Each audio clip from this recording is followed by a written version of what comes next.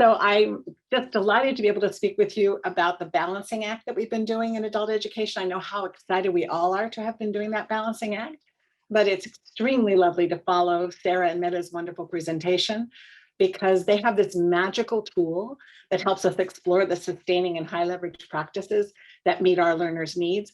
And I'm showing something that's just a little less magical, but it hopefully will be as useful as we move forward.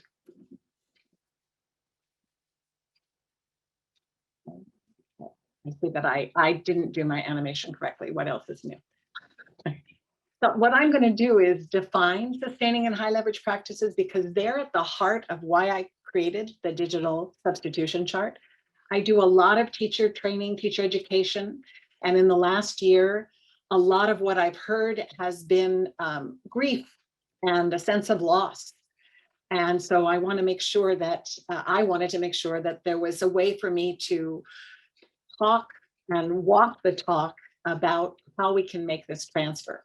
So first, the sustaining practices. I mean, this really is, this is at the heart of what we do, of our excellent teaching. And you could call them best practices, you could call them effective practices, but I like calling them sustaining because it's sort of Maslowian, if you will, referring to Maslow. It's the foundational, solid teaching that we do. And in order for that to be what we need it to be, it needs to be evidence-based, meaning that our learner outcomes can be replicated.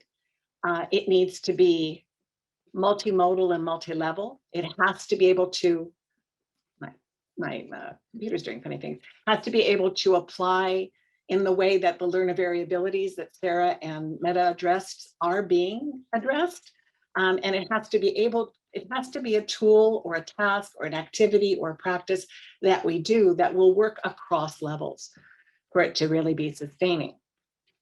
We need to be sure it can apply to different contexts, and we need to make sure that it develops our learners' relevant skills.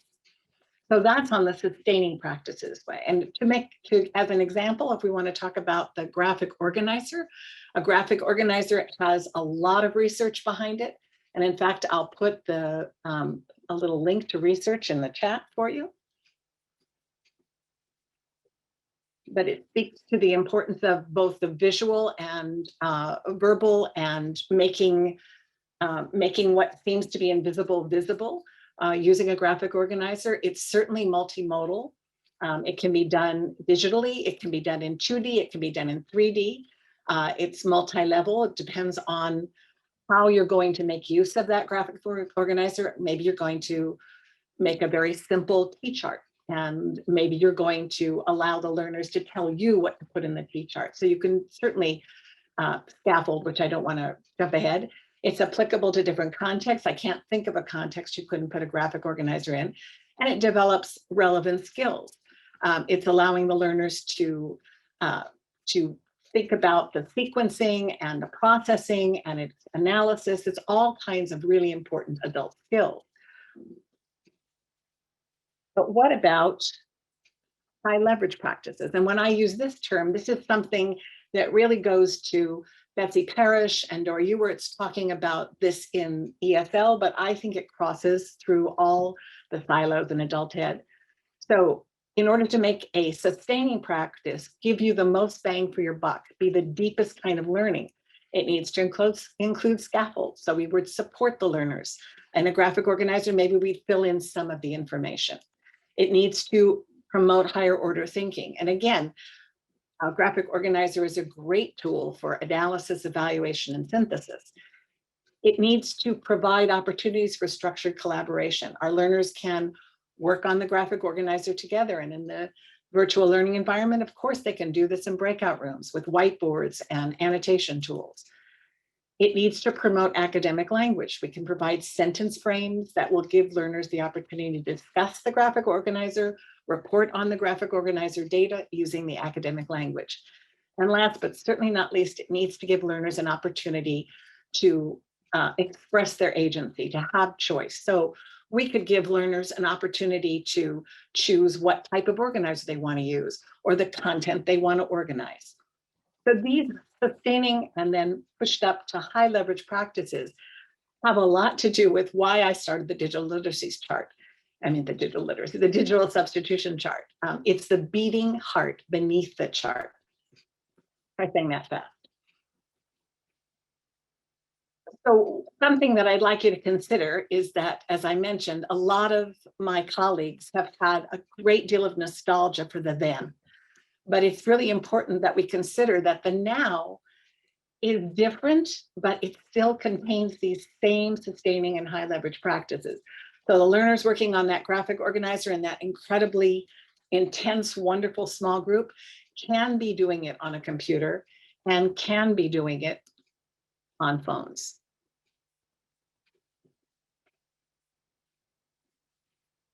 So the gist of the boy, I really have a natural affinity for saying digital literacy.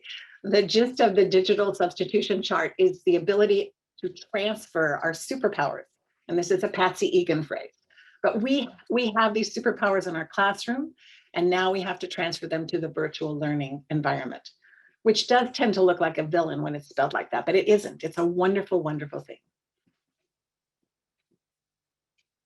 So I'm going to do a waterfall with you because you've now listened for about 35 minutes, and that's enough time. So what I'd like you to do is to think about my question, consider your response, and type your response in the chat, but do not hit enter or return until you hear the term waterfall. And this answer is only a yes or no, or it could be an I don't know. Okay, so I want you to think about this. Don't press send or return or enter. Okay.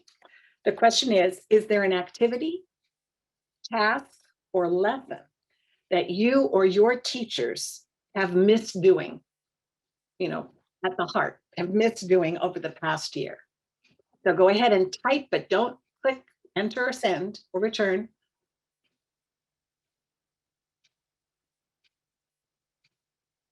Waterfall. And you see the waterfall coming up on the side, and you can see that it's a lot of yeses. So we do have that sense of loss, and that's really called the number line on the wall. Yeah, it is. So what we need to think about is, how do we make this happen? And I really like Jen Roberts' tech model because it supports what I wanted to do. So of course, I think it's great. This really came out when we were all still face-to-face. But the idea that it's okay for us to use technology to mirror exactly what we did in the face-to-face classroom. That's not a bad thing. In our environment, especially for the last 12 months, we may have needed to do that. It doesn't mean that we shouldn't move from that element to enhancing what we do with tech. And in some cases, Zoom or Google Classroom, Google Meet, Padlet, there are tools that we can use that enhance these practices, and that's perfectly cool. But where we really want to go, and this is why we need to be thinking about this seriously, is we don't want to stop the excellent work we were doing about choice and handoff with our adult learners. We don't want to turn everything into a lecture. So we want to be thinking in terms of using the practices that increase our learners' voice and choice and engage task-based and project-based learning. And it's doable, but we need some scaffolds to help do that. So that's why I started developing this chart. It's not rocket science. It's Creative Commons. I would love to crowdsource it. I've tried. There hasn't been a lot going on right now because I think everybody's overwhelmed. But I have my colleagues, Lori Howard and Sylvia Ramirez, have contributed quite a bit to it. And right now it's linked in such a way that you can make comments on it, and then I will insert the comments. But you can, of course, also download it and use, adjust it for your own needs. I'm going to give you an example right now of what is in the chart. So it starts out in A to Z order, asking questions about a picture. This is quite de rigueur in any ESL class, but it's also, if you think about picture as chart or graph, it works across context.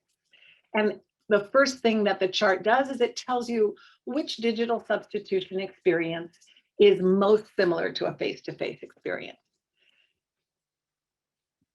So this particular picture would be something I choose to talk about the differences between 20 Valentine's Day and 2021 Valentine's Day, for example. But in order to do that, I would be going to the visual thinking strategy. So there are a lot of links through here for other tools, and the visual thinking strategies. Well, that's a nice noise. The visual thinking strategies tools are a set of questions that you can ask about pictures. There's an example here of different tool that you could use with the picture. So as along with the chart,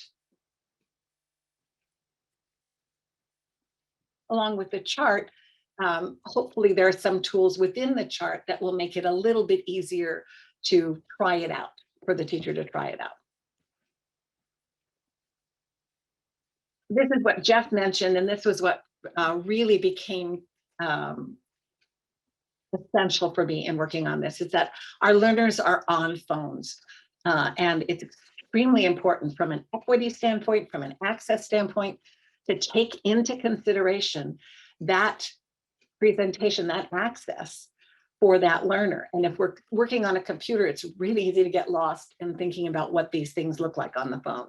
So one of the last column is talking about how learners would experience it. Now, a picture happens to be great, because for a picture, a learner is able to see, especially if they turn the phone in a horizontal position, they're really able to see the screen pretty well. And although it's hard for them to see the breakout room without swiping, and they have to turn the picture to swipe, it is possible for learners to be able to do that. And I'm kind of keeping my eye on the chat, and it looks like I'm seeing a lot of people are feeling this way, that they're in agreement. So let's take a look at the chart. This is what it looks like in real life. And I just want to show you the one that I just put in today, which was extensive and intensive reading, because I wanted to, Jeff and I had talked about maybe doing this on virtual library. And those of you that are familiar with K-12 know that there's been a lot of Bitmoji classrooms going around. And I had seen this, but for learners to do extensive reading in the face-to-face class may not be the most effective use of our time in the virtual classroom. But if we give them a few minutes ahead of time, and that's explained here, maybe to choose which readings they want, but we can also provide them with, I didn't want to do it that way, I want to do it this way. We can provide them with a tool that allows them to voice and choice, again, choose different readings. And this is done on a Google slide. It gives the students an opportunity to choose a book. Yes, it does, trust me. So they can choose an audiobook. And then after they read the book, they can take, they can use it as a journal. Yes, and that will be available, Christine. That's all. This chart is all available. So these are just a few of the types of things that are linked in here. I have a choice board for formative assessment as well. I do keep having problems with the design if things want to drop down, but I think that everybody can be understanding about the fact that something drops down to the next level, because that just seems to be what happens on these Google Docs. And I think I'm at the point now where I would be very happy to, let me go back to my slides. I'd be very happy to entertain questions, and I can stop sharing